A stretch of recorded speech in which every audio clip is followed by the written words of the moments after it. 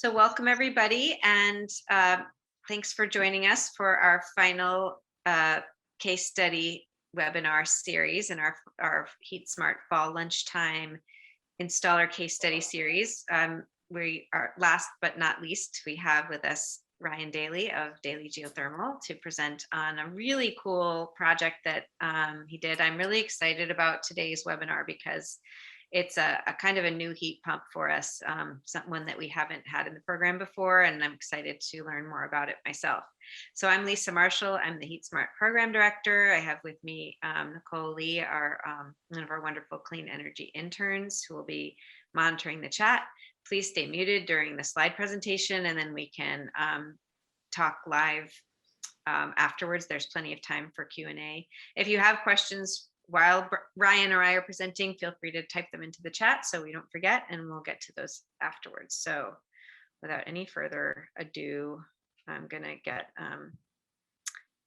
pull up the slides here and share my screen. So as I said, my name is Lisa Marshall. I'm the HeatSmart Tompkins Program Director. We are actually HeatSmart Tompkins and Chemung now. We cover Tompkins and Chemung counties. And we are a community nonprofit. Our mission is to do education and outreach and support for the community about home energy efficiency, and actually any building, home and building energy efficiency, and in particular heat pump technology for heating and cooling and hot water. We like to emphasize the 3 C's, the cost savings, the comfort, and the climate solutions that home and building owners can realize from implementing these technologies, and also the convenience. In a lot of cases, we're finding that people are just looking for a more convenient heating and cooling system. So heat pumps fit the bill for that too. We don't make any profit off of any sales. We recommend vetted installer partners for you to work with, but there's no financial benefit to HeatSmart. We're just here to serve you and the community. So we are one of about 20 NYSERDA clean heating and cooling communities across New York. NYSERDA is the New York State Energy Research and Development Authority. This state agency is funded through all of us. Every month when we pay our utility bill, we pay a little fee called the Systems Benefit Charge, and that money goes to fund NYSERDA, which in turn funds the HeatSmart programs. And you can see our program here in the dark blue, Tompkins and Chemung counties. But the other reason I love to show this map is that it's a little bit of bragging rights for HeatSmart Tompkins, because we were the very first program. We actually invented the idea of a community clean heat program, and NYSERDA loved what we were doing, so they decided to fund us and start to offer to fund similar programs across New York. And as you can see now, most New Yorkers are served by a clean heating and cooling, aka HeatSmart program. But why do we need NYSERDA to fund this kind of program? Why is it important? And that is because we find ourselves in what some are calling the climate emergency or the climate crisis, with an increasingly unstable atmosphere wreaking havoc on our planet Earth because of the increased amounts of greenhouse gases that get pumped into the atmosphere each year. And those greenhouse gases are mostly coming from the burning of fossil fuels. So as a community here in Tompkins County, but in all of New York State, across the country and the world, in fact, today, gathered in Glasgow are many of the world's leaders trying to figure out how we actually can work together to reduce the amount of greenhouse gases we're putting into the atmosphere, and to start to stabilize our atmosphere so that it will be conducive to our continuing to live here. So here in New York, we have a law that actually requires us to do that. This was passed last year, the CLCPA, the Climate Leadership and Community Protection Act. And this nation leading law requires us to reduce emissions from all of the major sectors, which, as you can see from this graphic, are transportation, buildings, and electricity generation. And actually at HeatSmart, and many experts agree, this buildings sector is actually the biggest. This only shows the emissions from burning the fuels in the building on site, but it doesn't take into account the leaked methane that happens before the gas gets to your building. And if you take that into account, unfortunately, this green icon would grow quite a bit bigger and would be probably the biggest sector in New York. So it's really important that we focus on our buildings. Well, how do we do that? Because we actually have to have energy to run our modern homes. We have to heat them. We have to heat hot water. We have to run our appliances. So we have to figure out how we can do all of those things and still be comfortable and safe in our homes, but to do it with more efficiently and using less energy. So at HeatSmart, we have two basic categories of recommendations around that. One is to take a look at your building envelope. Sometimes that's called weatherizing your building. And that is the insulation and the air sealing that keeps the warm heated air in and the cold air out, or vice versa in the summer. Because no matter what method you're using to heat your home, you want to keep that conditioned air inside the home with you and not going right out the window. And then mostly what we end up talking about, because it's something that has been until recently not that well known by the public, and that's why we founded HeatSmart, is the idea of heat pump heating and cooling systems. There's two basic kinds, air source and ground source. And today we're going to have a great presentation on a really cool ground source heat pump system. And then also this hot water heating. You can use heat pumps for heating hot water, which is another great use for a heat pump. So just to look at the weatherization,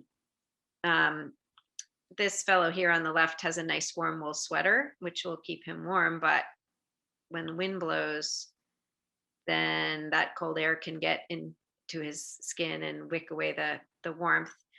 So this sweater represents insulation on a house. But if you really want to seal up your house properly, you need both insulation and air sealing, represented by this windbreaker. So you kind of need both of those things.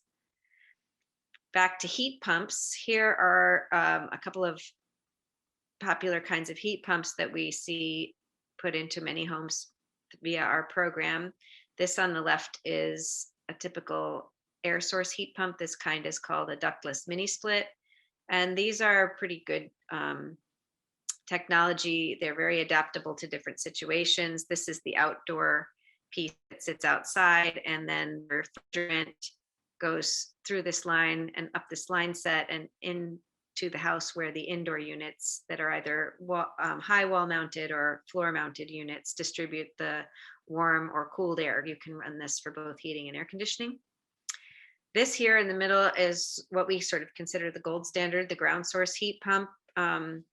And these guys work by taking the heat energy from the ground.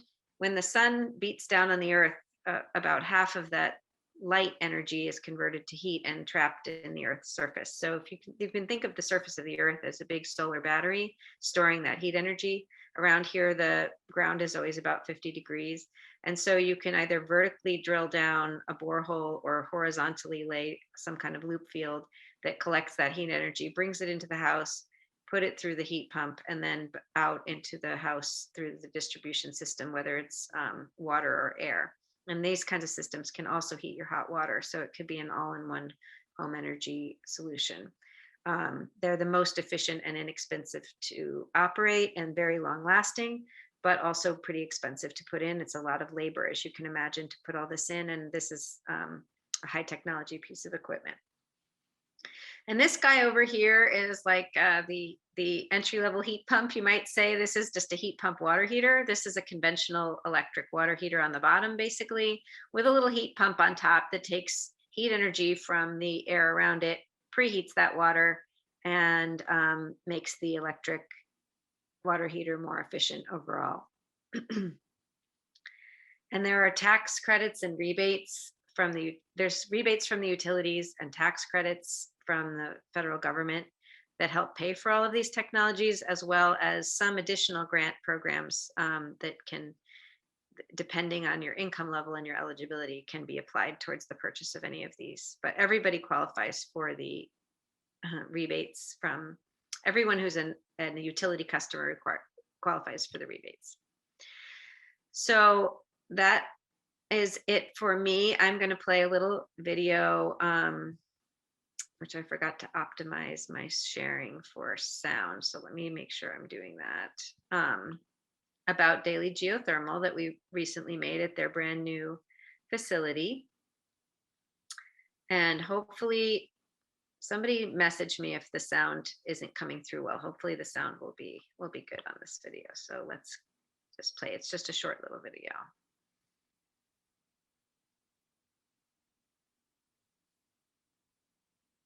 Well, now nothing's happening. Give it a second.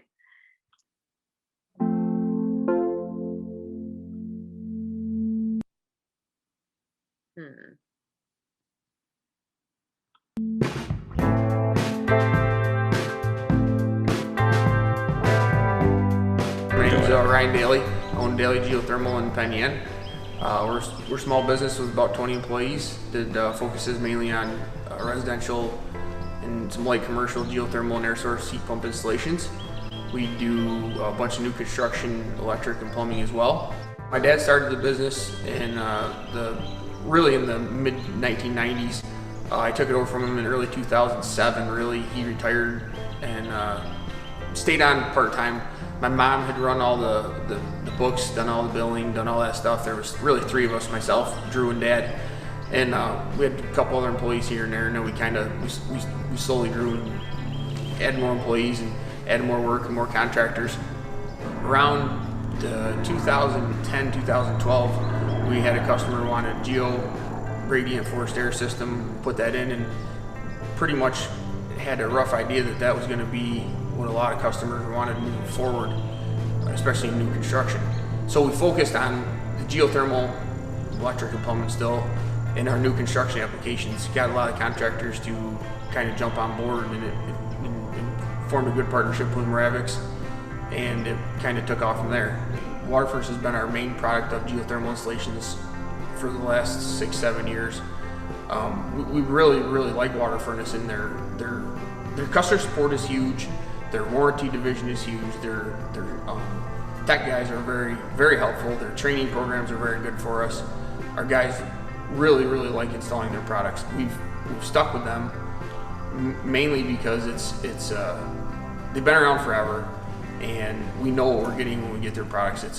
It's repetitious, really. You're having employees and service techs installing systems that they're comfortable with, and it's the same ones they routinely install, the same products, the same parts. If something was to go wrong, they know exactly what they're doing, and they're used to talking to the same people if they have an issue with something when they're calling in for a warranty. So it's a very nice setup that we have with Water Furnace, and I think most people that have their products would agree they're a pretty good product.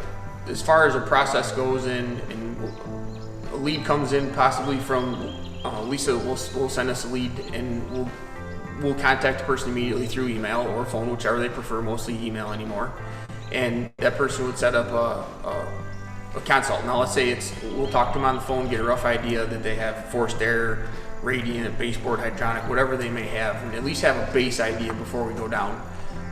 We'll set up a schedule, go down, visit the person,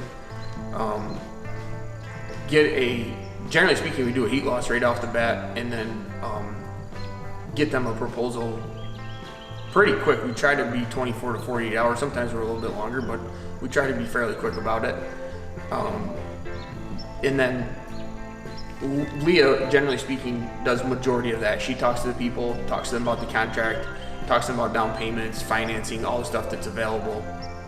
If that person wants to move forward with the project, they would sign contract, and we go in order of sign contract of how we do jobs, and then the down payment comes in, we order equipment and get the person scheduled.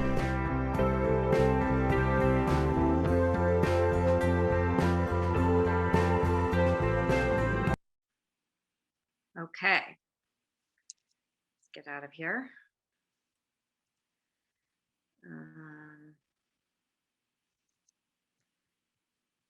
Let's see.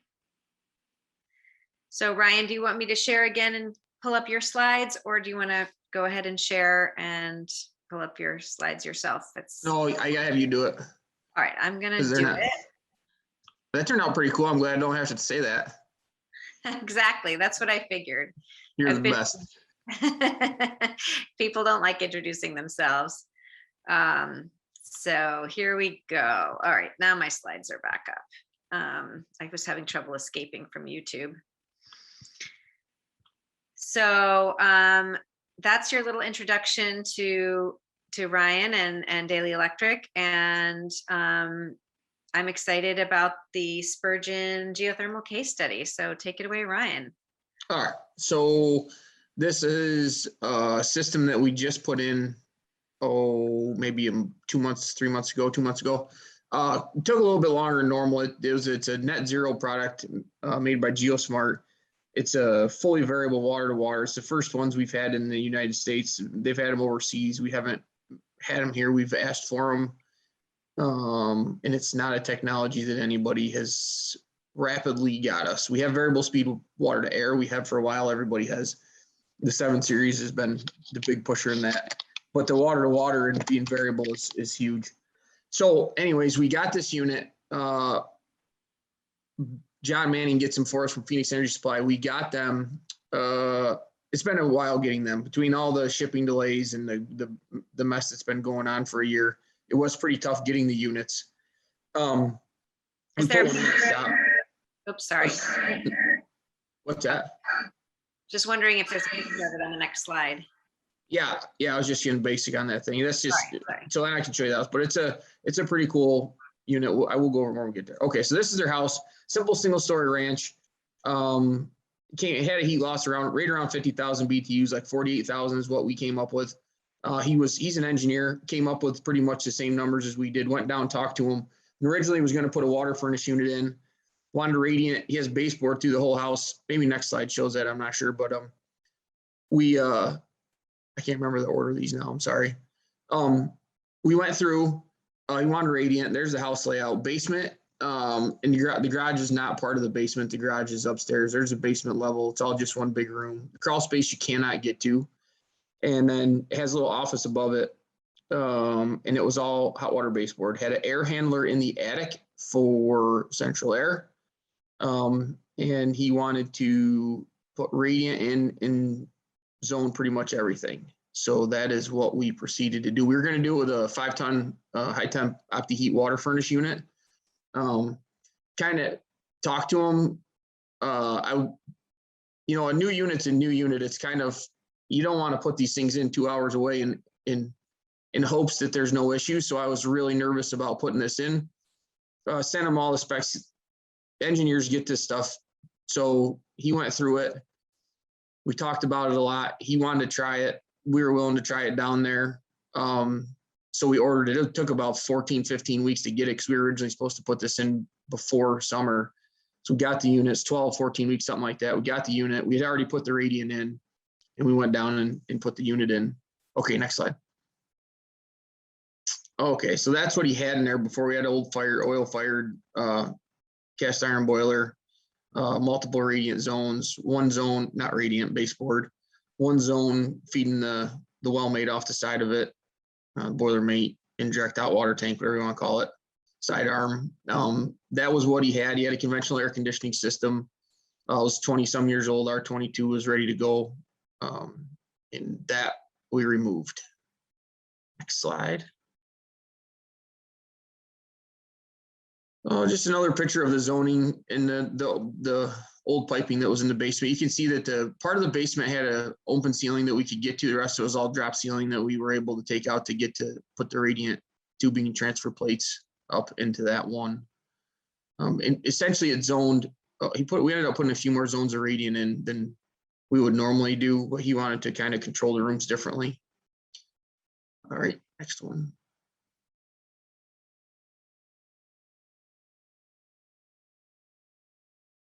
So that shows the ceiling. It was actually quite a chore putting the radiant in this house.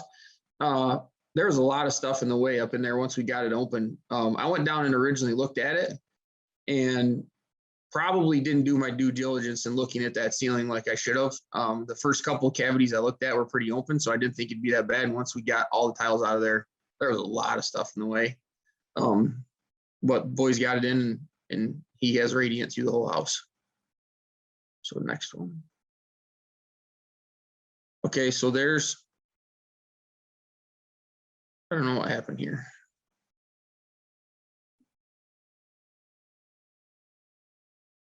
Something happened with our slides there, but I think that when I imported your slides. I messed up the formatting a little bit. Sorry. So, okay, let's go to the next one, see if that one shows it any better.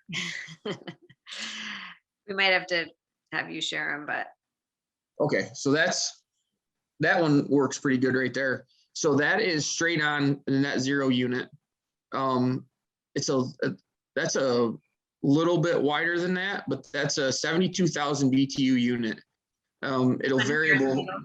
Yeah, that's the unit. So it'll fully variable from 18,000 BTUs to 73, 74, something like that, right in there, 72.5 or something.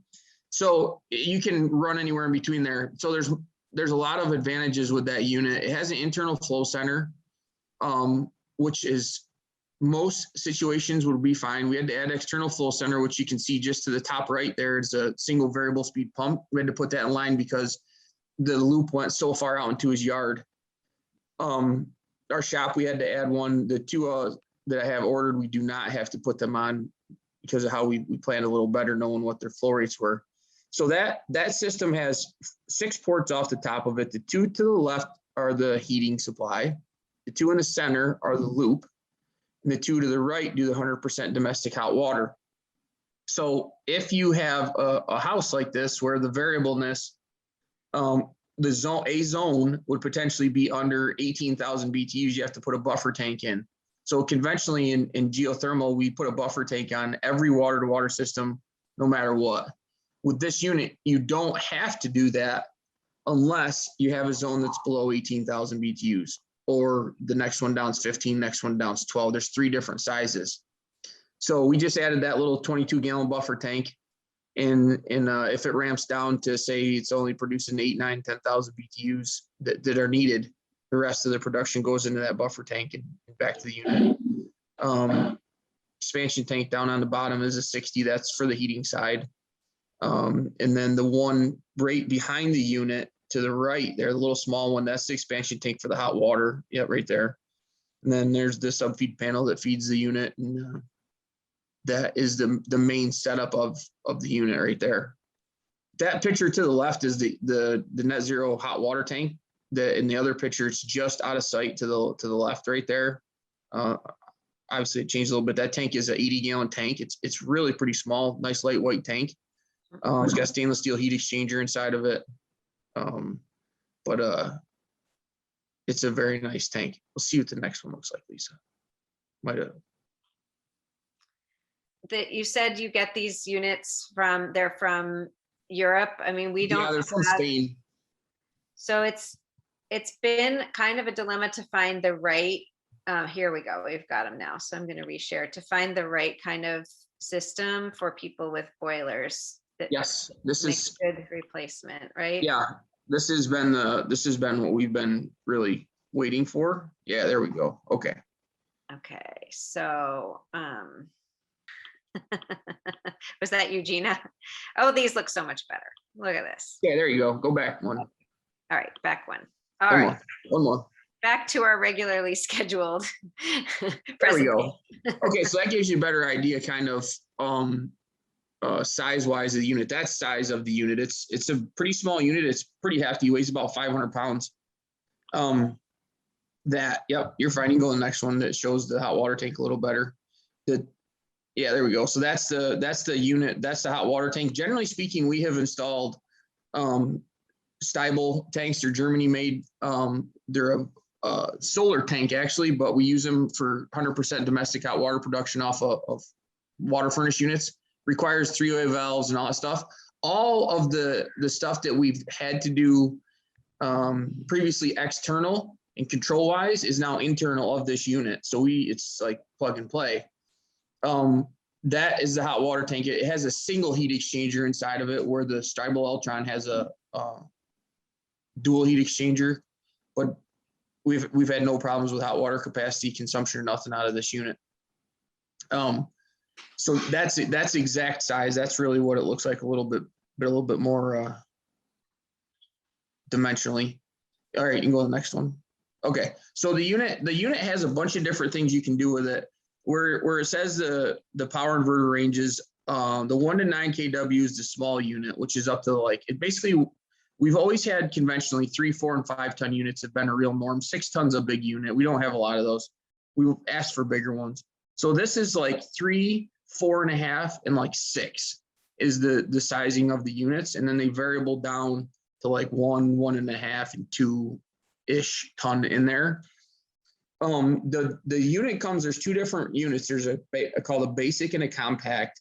The basic actually has a hot water tank built into it. So it stands about 6 feet tall and has a 40-gallon hot water tank built on top of the unit.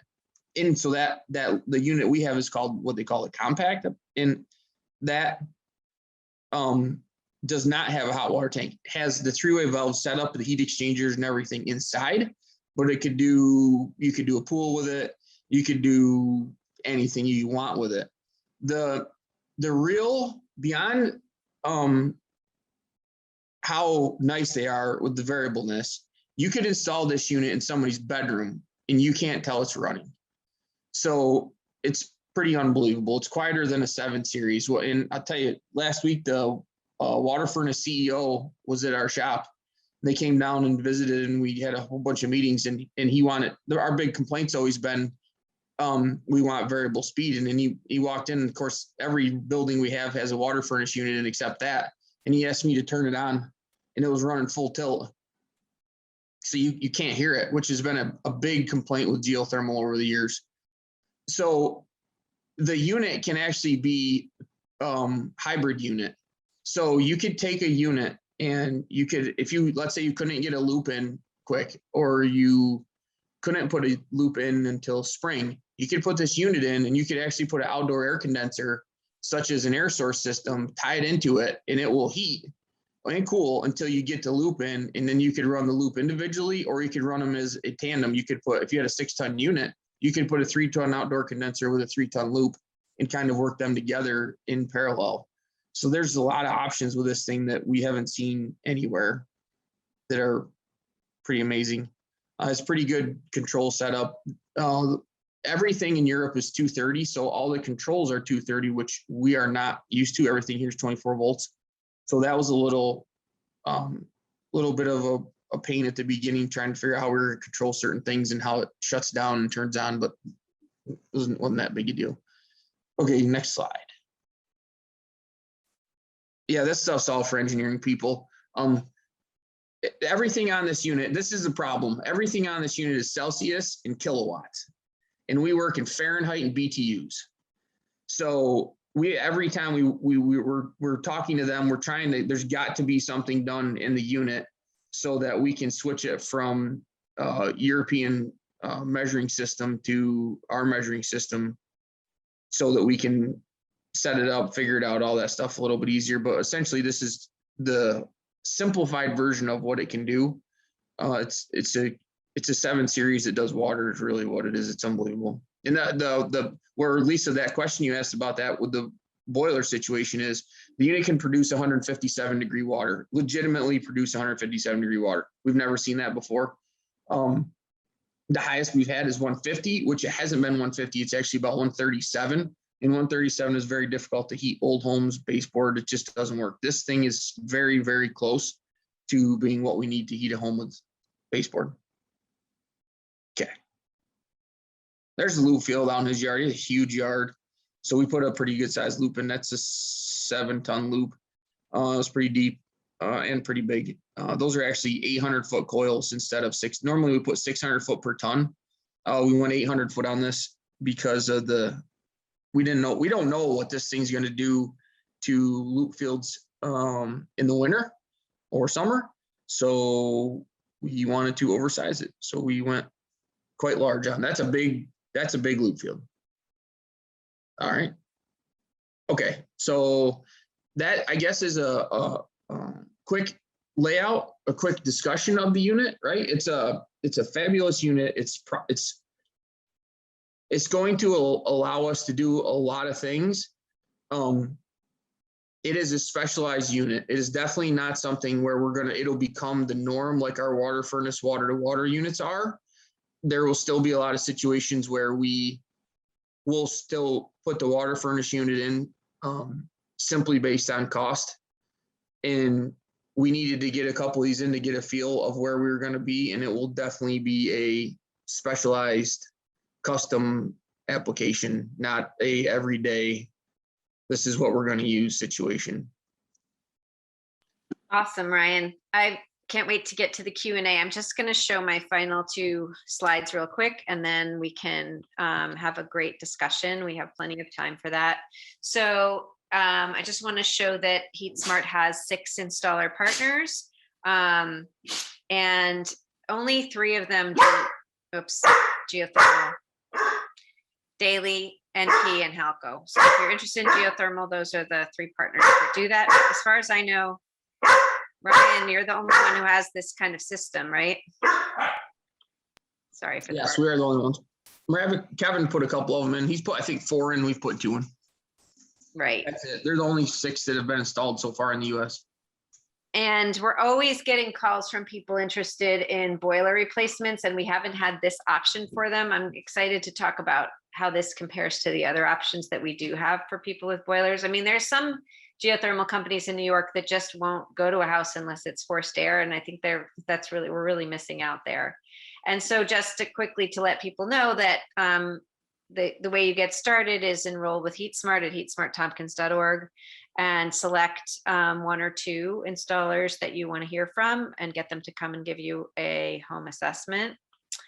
And that's how our program works. You can also call me or email me or make an appointment on my calendar. I'm going to put the information to how to reach me in the chat. But now we have time for questions and answers. So let's see, do we have any questions already, Nicole, in the chat? I haven't been looking at the chat. No, we don't. Okay, so Gina, Cassie, and Bruce, would love to hear your thoughts and questions for me or for Ryan. Yeah, Ryan, could you go back? You used the term power inverter, and you had a power inverter with different ranges. And I always think of power inverters as used in solar to convert it, like from DC to AC. How's that? Maybe I have the wrong concept, in terms of. Yeah, no, it was just, I'm sorry, I might have said that wrong. So basically you converting it as each unit, what it produces in BTUs. So it's just shown in kilowatts instead of BTUs. So the small unit is like 8,000 BTUs on the low end and like 37,000 on the high. Then there's a medium-sized unit that's like 13,000 and like 54,000. And then the big unit, which is both of those, ours and down there, is 18,000 on the low end, 72 or 73. So it's just converted into kilowatts when it shows it, what it's actually producing on the screen and everything else. So it's BTUs. It's been converted from BTUs to kilowatts because there's a German company that makes this stuff. Yeah, exactly. That's exactly what it is. Now I understand. Well, okay. Some folks are making the argument, and I kind of agree with this, that we should all just be using kilowatts 100%. all the time, because it's just the BT, the average person doesn't think about in BTUs. They think about, what does it cost me to run this on my electricity, right? So it just makes more sense. Your electric bill is not in BTUs. So. Right. If you look on the screen of this thing, right, that's what it's showing you. It's just showing you your energy consumption. It doesn't necessarily you don't need to know what the BTUs are, as long as it's running properly. So that sheet that you had with all the different specs, obviously that was hard to read on one slide, but the thing that jumped out at me was the coefficient of performance, the COP of 5. Yeah. Is that really true, do you think? COP of 5? I mean, that's pretty badass. Sorry.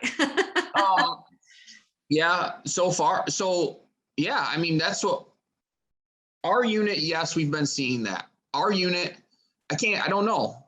Besides, our unit is running at like 90 some degrees and heating, that is a 6,500 square foot building, and it's heating it to 68 degrees right now. It hasn't been cold, right? We had a couple cold mornings, but it's probably higher than that. It's barely running. It's like 88 or 89 degree waters where I have it set to be at right now in design temperature. And the more we can get the unit to run at that low end, the higher that COP is going to be. Our loop temperature is still in the mid 50s. So it's barely doing anything. We're not using it, but it's not a good indication, right? Like it's a brand new building. It's spray foamed. There's tons of insulation underneath it. We have a huge loop field. It's not a good indicator from your house standpoint. Like your house would be, you know what I mean? Like, so I don't know. And I don't believe that COP is truly going to be right if it's running at 150 degrees. That's some high water temperature. Gotcha. You know, so it would be phenomenal if that's truly what we end up seeing, but I think we're going to need some time to really tell if that's true here. That makes sense. Ryan's referring to my house, which is the palace of heat loss, basically. I don't have a house that is it's very difficult to insulate and air seal my house. It's an old house with a lot of heat loss. Let's put it that way. So where this thing is going to be huge is there's a lot of systems we go at to people's houses that truly require 2 units. And it's like you see these heat losses of like 66,000, of like 71,000, of 59,000, and a 5-ton unit doesn't handle it. So you're constantly either putting in auxiliary heat to just boost it if it's really cold, or air handlers, or putting 2 3-ton units in to get you 6-ton load. And this unit will take care of that with 1 unit. It is a lot more expensive of an installation than anyone has anticipated. We were essentially sold on this being cheaper to install because it's easier, and that's not the case. So unfortunately, we've all found that out the hard way. But that's how it goes when you get a new unit. But I think that it's a tool that has to be used in the right application. And if you have a situation with dual units needed, that is where it could become price wise, it will be pretty close, you know. But if you have like a single unit and just like, oh, I want a nice unit. Yeah. And did I read that it could heat a hot tub and a pool? Yeah, it does. It can do everything. It can do all kinds of stuff. It's all internal too, so it's pretty cool.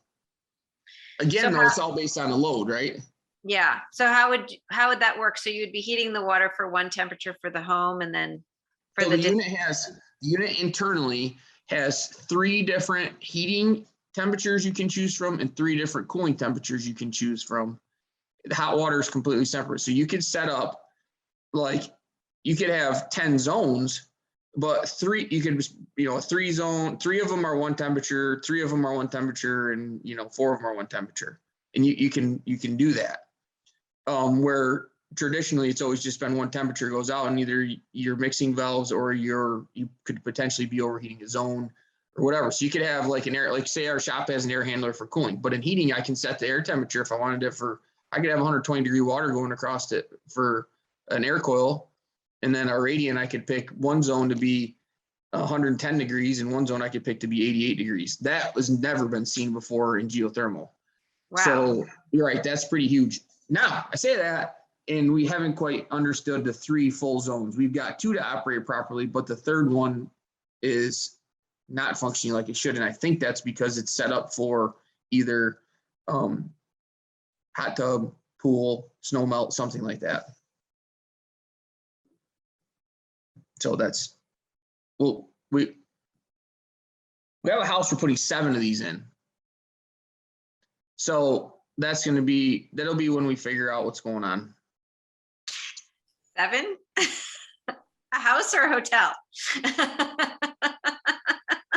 It's gonna be pretty sweet. Holy cow. All right, well, I have lots more questions, but I'd love to hear if Bruce or Cassie have more questions, or Nicole, if you have questions. I'm wondering about how it compares in price and performance to the Samsung VRF option. I guess that just doesn't do, Samsung VRF option just doesn't do all the things that this does. Yeah, it's close. So if you were to, you got hot water production, right, which Samsung can't do. It's packaged and it can do a lot more stuff. You can, the Samsung situation is more of a cast iron baseboard. It is replacing a lot of places with baseboard. this would definitely, it'd probably be, I would say, if you were just looking at, if you weren't putting hot water in and you were just looking at Samsung versus one of these, yeah, it's apples to apples. They're right on together for sure. So you talked a lot about zoning, and I think this was for baseboard, pushing water around to heat. Could you talk a little bit about forced air and how it works with that? So you wouldn't, if you had a forced air system in your house, you wouldn't put one of these in, right? You'd put a forced air system. If you had baseboard with, like Mr. Spurgeon's had baseboard, but he had a air handler in the attic for the duct system for cooling only, that's where one of these comes in, because in any water to water situation, you can run fan coils, air handlers, you can put a multitude of things and run chilled or hot water to it and have, air delivery, plus have the radiant. So we use these systems a lot in new construction because a lot of them are radiant, and then you're putting air handlers around for the cooling. So the water to water works. What becomes an interesting concept with it is the hot water production for people. So that if you could potentially use a smaller one and have all your hot water produced for nothing, and then you could have a bigger size air handler that would actually heat your house. So this would be feeding the air handler. So there's unlimited options on it as far as that goes. Yeah, that's what I thought that was the case, that this unit would also be useful in using existing ductwork so that you could just blow air across the exchanger and pick up the heat and move it through, or pick up the cool and move it through. Yep, certainly. Okay. Yep. Can you talk a little bit about prices? What they cost? I would honestly prefer not to. Okay. I never ever veer away from this. I could tell you what a water furnace unit costs pretty much to a T if you sent me one picture. I do not know yet on these things. I am so far off on where they should cost that I truly don't understand that. And I'm sorry, I can't say that. The unit is about $18,000 is what we're paying for the unit, which is a problem because we can buy 3 water furnace units for that. So I can buy 3 5-ton water to water units for that money, but you don't have the hot water. It's not as, they're a ton of money, and we were not anticipating it being that much. We don't know, we don't have a rebate back on it yet because the HRI rating has not been done. So this is a big swing, right? So a 5-ton water to water unit from anybody, water furnace, climate master, hydron module, whoever is, you're probably going to get $6,000 to $7,000 as an average rebate. From what we're seeing number wise, we should be in the $11,000 to $12,000 rebate money for this unit, but nobody knows yet. And this was the big thing.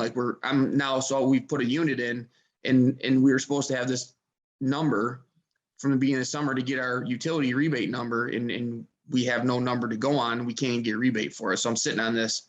So that number will hugely affect cost of installation. Mm-hmm. If they come back and be like, hey, we're not going to give you guys that good a rebate, that's a big number. If they come back and give us $11,000 or $12,000 for this, well, then you're getting an unbelievable unit cost wise. It's a different conversation you're able to have with people. But I really don't know how much one truly costs to put in. It's terrible. I don't. There's a lot of moving parts. There is, and it took a lot longer to put in because it was the first one. Controls we spent 4 days wiring the thing, and then after we put ours in, it took us half a day. So it was like, how much did we truly have into that first installation? Way, way, way more than we really should. So I got to get a couple more of them in to see. Yeah, unfortunately, it's just costing us. It's a learning curve for us. So you don't know what your real labor costs are yet, no. And you don't know what the rebate is going to look like exactly yet. But we will know that. We just don't know. Yeah, so that was the problem with them, right? Like I had 7 more of them sold that I needed to put in right now, and I had to cancel the order because of the rebate. I can't sit on. I'm not a bank, so we had to cancel them and put water furnace units in for the people, unfortunately, because they cannot get that rebate finalized with the utilities. It's a huge amount of money. Because these have to be shipped from Germany, the units, how long is it taking to, for them to get here now? They're Spain, so they come through Canada. Spain. And not bad. It's like 4 to 6 weeks is a normal lead time. And I have no problem, none of us do that are installing them, ordering 3 or 4 units, as long as we know that we're going to get a proper rebate and where we stand. We'll stock a couple of them just so we have them here, don't have to wait that time, but we got to have that. It's been going on for way too long, but it's typical. So what's the length of time involved with the whole project, from digging the trenches to turning on the unit? Normally a week. Week? Wow. Yeah. Okay. That one took us all of 2, if not 2.5 to do. But you're all the radiant and all that stuff. A normal swap insulation, with air handler type, it's usually a week. How much of a run do you need for the trench? I think you said that the one you dug for that one was a little longer than normal. So how long is a typical run? Normally it's 300 foot out, 300 foot back, 600 foot total per ton. Okay. And then the width is based on how many tons the unit is. So yeah, the width on that one looked to be about what, 5 feet, 6 feet? Oh, no, that was real big. That was probably 8 foot across because of across. Yeah, that was pretty big. Normally 5-6 foot's normal. And how deep? That normally we put those in the 7 foot range. Okay. So Cassie is up at White Hawk. That's the Eco Village community up in Danby. It's about 15 homes now, and it's going to be about 30 homes. And she says she's trying to pack and get on the road back to DC, but would be interested in talking sometime about trying to do a community scale project for the whole neighborhood. Oh, yeah. That'd be awesome. I am here for a second. I do have one question. Do you ever install the loops under roads or driveways rather than all the like in time. the backyard? Okay, that's a good thing to do then. Yeah. Like if you go into Watkins Glen, the hotel at the end of the lake, all the loops are underneath the driveway. Okay, and how often do that part of the loop need to be replaced? How often does the driveway get dug up? Never. Okay, so once it's in, it's in. That's great. The driveway is great because you can imagine, Cassie, then there's never going to be a tree that grows down and the roots pull on the Precisely. So the driveways and parking lots are like the ideal. Okay, yeah, and in fact, White Hawk is now looking at getting their driveway surfaced, so this might be a good opportunity. Thank you. Yeah, we did a place up in Brockport. That was a huge loop. That's the entire driveway complex, like 50-60 tons. It's huge, and it's the same thing. Lots of them under driveways. Yeah, it's an interesting project, Ryan, up in White Hawk, because Cassie's planning on her house, and there's at least 3 or 4 others that are being built next spring. So at least those 4 or 5 homes are looking at geo, but there's interest in thinking about creating a loop so that all the homes could be done on a community loop, and that you could connect it with some solar, or even solar thermal, maybe some thermal storage with some stormwater tanks and stuff like that. So like a lot of fun thinking about what could be done, but we also have to get on it. But it's too much of a scope for this webinar right now. That's a big, yeah. Make the introduction and sort of throw the idea out there. I'm very excited about this this equipment. I'm less excited to hear that it might end up costing more than we thought, but we'll have to see. Yeah, it's one of those ones we just need to get a few more of them in so we can really get a grasp on it. I'm hoping that I'm positive it's going to come. I got to put a few more in. Yeah, and we should be. It's very exciting. Yeah. So, and I missed it, but how do they did 2 more questions? Was it using the home's existing distribution system? It did. I believe that's what Bruce was asking. Yeah, okay. And sorry, I'm being a little bit distracted. I apologize. My dog is tearing my house apart for some reason. And then the other question I had was how does it, since it's hydronic, how does it do the air conditioning? So it's same as any water to water where it has a reversing valve inside of it. And then the compressor just makes cold water instead of hot water. And then it's like a fan coil that, Any distribution way you want. You feed the cold water to an air handler, a chiller, anything you want that has a coil on it can take the hot water and distribute it. so you're adding distribution for the air conditioning portion? Yes. Okay. And in this house, like how many of those units did you have to put in for the One, AC? he had a 3-ton air handler in the attic with a 3-ton duct system. So we Gotcha. took the existing air handler and condenser out, put the air coil in, ran 2 water lines to it, and then we feed either hot or cold water to it. Aha, got it. Very cool. Very cool. Well, that's awesome.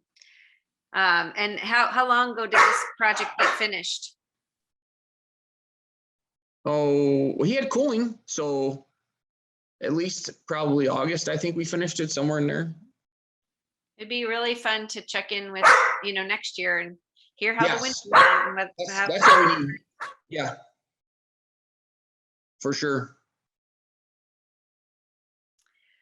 Any last questions? Otherwise, thank you so much, Ryan, for this great presentation. I would like to remind our guests that the best way to help promote the HeatSmart program is word of mouth. So telling other people about this webinar, pointing them to our social media or our website to watch this webinar, past webinars, etc., is just great. Make an appointment with me to have a follow-up conversation at this link I'm going to put in the chat, except it wants to auto-correct it, which is very annoying. So that if you go to that Calendly link, you can make an appointment on my calendar to follow up. And they're 15-minute appointments, but that doesn't mean I only have 15 minutes to speak with you. It means that I'm too cheap to do the paid version of Calendly that lets you make longer appointments. So you don't have to talk fast. You can just make an appointment and we'll chat. And if we run out of time, we can just extend that conversation. So any final thoughts? Questions, concerns? Great. Thank you all so much for joining. And thanks, Ryan. This was a very exciting project. And I'm really looking forward to hearing more about these net zero units and where they might get used and see them going in. Sounds good. Yeah, take care. Thanks everybody for coming. Thanks, Nicole, for your support, and we'll see you soon.